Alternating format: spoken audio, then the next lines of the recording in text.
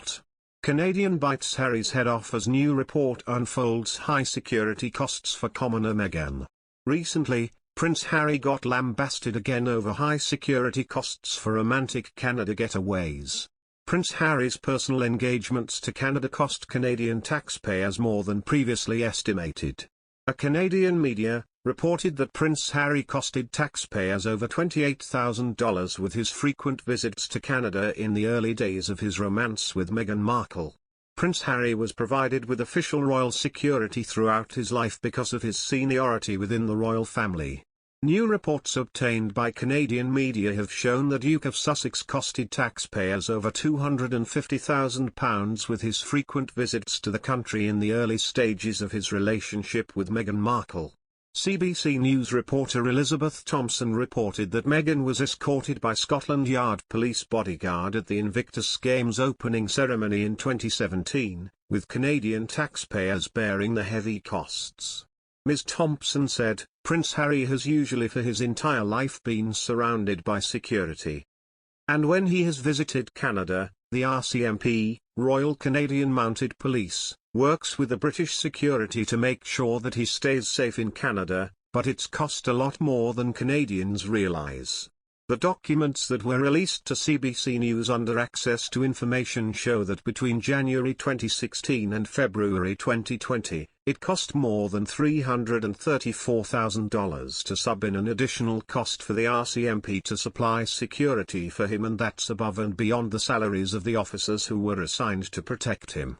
She continued, "Now a lot of people might think that the most expensive period was when they spent that Christmas in Canada and they were thinking of stepping back and maybe living in Canada part-time. But in fact, the most expensive period was the period that you mentioned. It was 2017 to 2018. He had a week-long period where he was doing official engagements with the Invictus Games that he founded.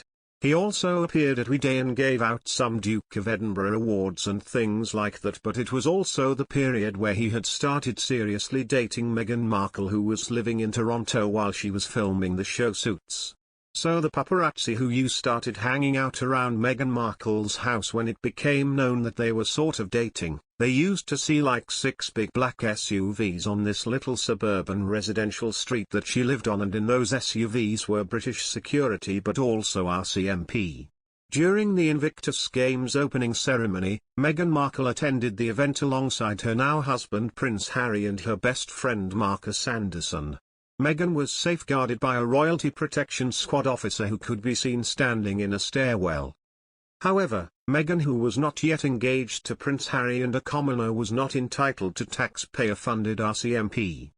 Prince Harry's visits between April 2017 to March 2018 cost taxpayers $182,430. The cost did not cover police officers' salaries but money for overtime work and their travel expenses. The Duke and Duchess of Sussex with baby Archie moved to Canada in 2020. They were provided security by RCMP, which cost taxpayers approximately $33,000 a month.